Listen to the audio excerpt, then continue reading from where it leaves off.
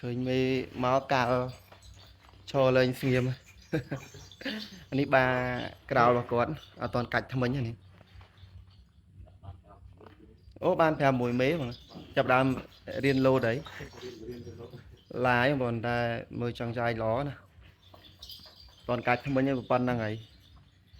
trên thế này dương màu này bạc cát cô ấy pu nở phum chi chi à phum chi à hàng khum li bô còn hàng sâu thèm cọ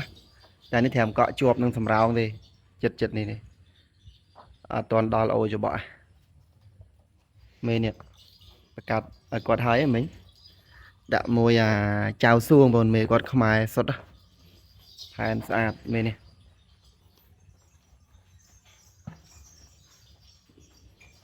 chẳng mê phan ló và rước ba ai làm bây giờ bàn cồn mồ đâu phan ló tục thợ ba chẳng hạn nè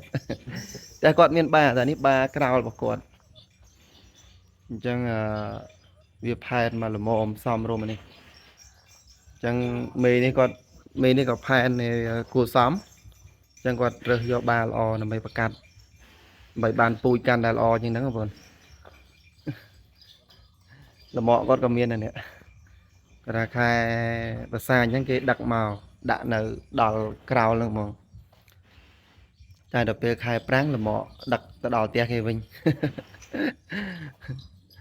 នេះឡើយគាត់ចាប់ដើមរៀនឲ្យឡើងមេគាត់ថាបាន5 6មេគាត់កាច់ថ្មិញផងថ្ងៃនេះមកប្រកាសនៅផ្ទះបាបងប្អូនផ្ទះគោបាគាត់ថាមានអាធំទៀតអាធំទំលក់បាត់អស់អាធំធំណានេះទៅយកមកក្រោយ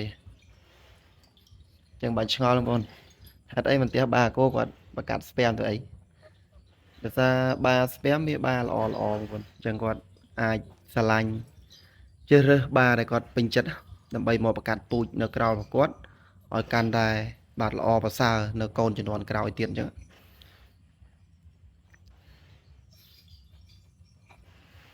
តែឥឡូវយើងទៅមើលមេខាងក្រៅវិញនេះបាខាងក្នុងនេះនេះ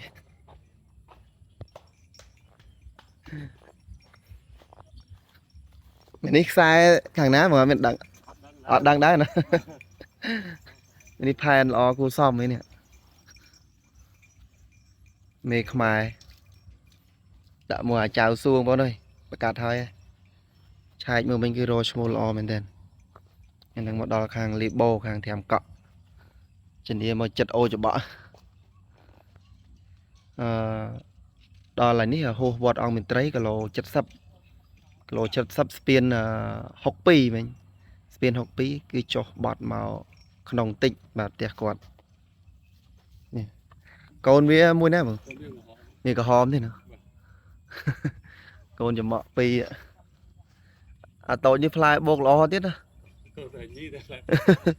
ផ្លែបោកស្អាតអាតូចនេះកូនរបស់មេយើងបង្កាត់មិញនេះក្រហមនេះញីដែររកឈ្មោះប៉ុន្មានដងតែគាត់អត់ដាក់